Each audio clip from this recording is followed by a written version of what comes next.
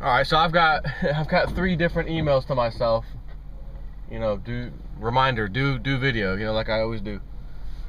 That's how I do the videos in the morning. I just email myself the day before, whatever. Do video such and such. Here's the link, and then next morning I get out here and do the video.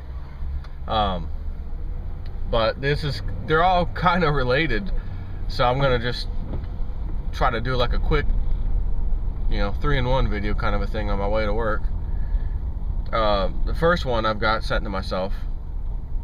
132 nations want out of cabal banking system. They want something new. They're looking at possibly the BRICS system. They do not want the Western Swiss financial system, whatever. That's 132 nations. So the first interesting thing that comes to my mind is, wait a minute, what about Lindsey Williams saying 100 and whatever number that was, 100 and something nations have already agreed with the IMF and the United States, mainly the IMF of course, to agree to a dollar devaluation or revaluation, their own currency revaluation, based on the country's assets. And they, according to Lindsey Williams, have already agreed, we'll let you do this. Now granted, there's a lot of nations on the face of the earth, so the question is, who's going to win out? And even if they don't, what if there's 132 nations here that really don't want any part of that and want to go work with China and Russia and the BRICS nations, and then the other 100-something nations, again, I don't remember the number, 174 or something, 134 nations want to allegedly agree to the IMF's plan that we'll let you revalue our currency. You're not going to have those two things happening where one group goes with China and Russia and then the other group is forced to have a revaluation of their currency by the club. How do you think that's going to work out for you other nations? Not going to work out in your favor at all. Then they're going to realize, wow, we should have dealt with China and Russia. As a matter of fact, it's not too late. Let's just stop right where we are right now and go work with them. See ya. See you later, United States. Just like that. So then we have from Reuters,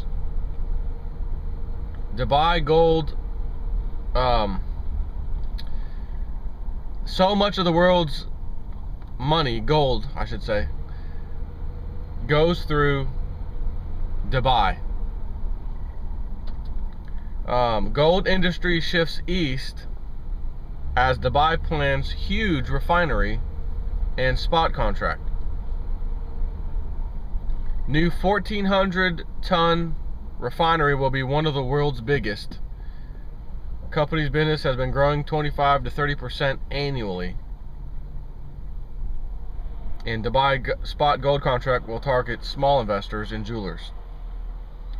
So the Swiss is really where most of the gold refining in the world takes place, in Switzerland. What Dubai is saying, since so much gold is moving through our little country here, why are we even letting some of these other, you know, countries or refineries deal with it when it's coming through here anyways? We need to get our stuff together and start refining it ourselves. Once again, is Dubai a Western friendly type of country, like, you know, part of the club, or is Switzerland, you know, with the Swiss bank accounts and all that stuff? Well, obviously Switzerland's part of the club. Dubai is not, and this clearly states it. So this is news basically from like the last couple of days. So this isn't something that's old. This is fresh. This is new. And you start to add all the other things taking place. Man, there's stuff happening rapid fire. And if I were the elite, I'd be quite nervous about this. Seeing all these changes that is not positive for the elite. So when Lindsey Williams just said a couple days ago that his elite friend just got back from a couple months long vacation or whatever with his wife, and told him basically, we've got some major things about to take place immediately, effective immediately, in the financial world and in nature, and we believe we're going to have divine repercussions because of it. Something big's coming. And again, their whole structure, power structure, everything is falling apart, and they don't have any control over it. And it first started in the Middle East. when they were overthrowing those countries, putting the Muslim Brotherhood in charge, they've got stopped dead in their tracks when it went from after Egypt, Yemen, Libya, then Syria, and it stopped right there dead in the tracks for them on Syria. So what do? Let's go to Ukraine, see if we can just kind of switch things up. And that has now blown up in their face. Russia now has part of its country back out of Ukraine, so they got, now Russia's a little bit larger. Things are not going too well for the elite. So that's something that comes to mind right off the bat for me.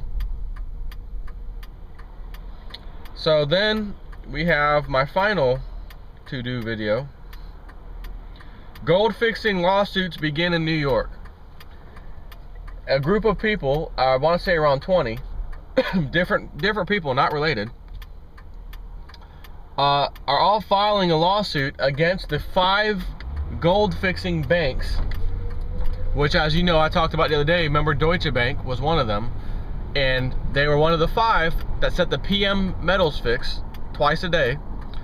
And after alleged rumors, again, allegedly, that they were rigging the prices of commodities and gold and silver and whatnot, they backed off their position, their seat of that 5.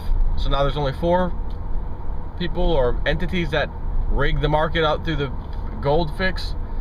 And they said the other day, as I did the video, I was mentioned to you, they were trying to sell their seat position, and they could not find any buyers.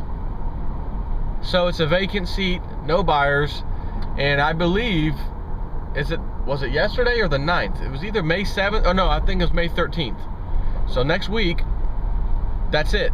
Their seat expires for good, and that's it. They're done. So Deutsche Bank backed off of that.